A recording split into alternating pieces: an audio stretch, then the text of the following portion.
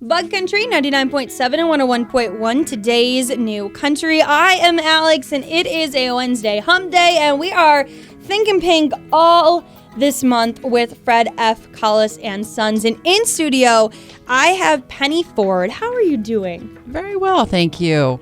I'm so excited that you're here because you are one of our amazing breast cancer survivors, and you're going to help us talk all things about making strides and think pink. And first, I want to hear a little bit about your story and your journey and being on the road to a survivor of breast cancer.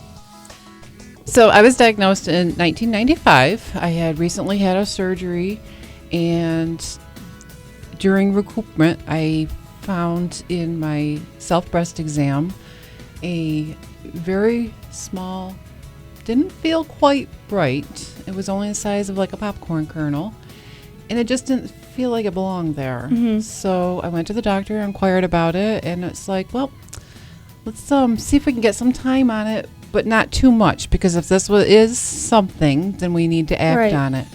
So it turned out the biopsy showed it was positive, and it was estrogen receptor positive, which means when I had my previous surgery, it was, I don't know if it's too much information, it's a hysterectomy.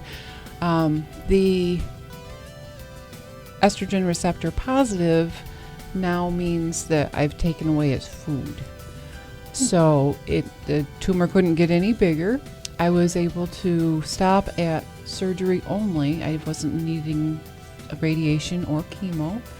Not a whole lot of women can say that, so I'm very blessed with that.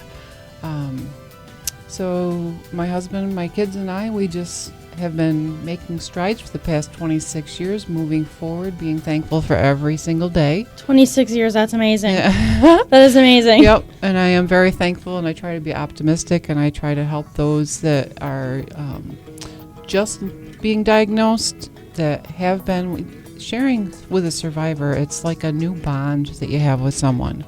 Mm-hmm. So it's amazing hearing all of these different stories each week, because they're all so different.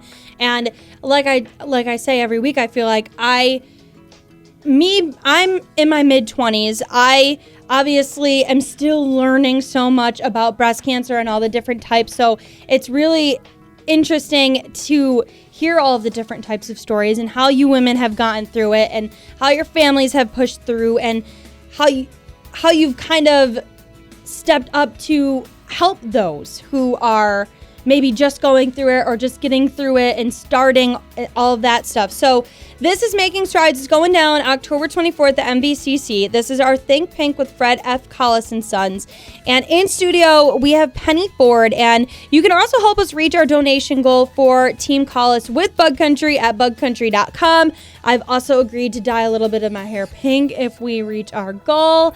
And so, awesome. Penny, I've got another question for you. So, obviously, like I said, I am in my mid-20s. So what would you have to say advice-wise and self-exam-wise and mammogram-wise to maybe somebody my age, or somebody who is not continually and annually and every day checking themselves? Right. Once a month. Absolutely. Check yourself once a month. Very important. If it's awkward for you, you've got a significant other, I'm sure, that doesn't mind helping you out. Oh my gosh, I love it. That's amazing. I was not expecting that. Oh my God, Penny, can you come here every day?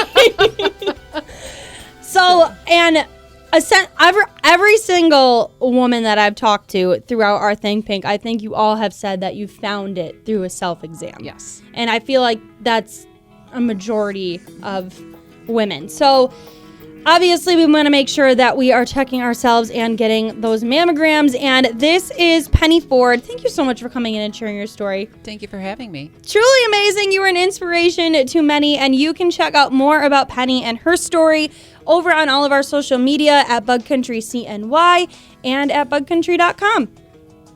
Perfect. I love you. You're amazing.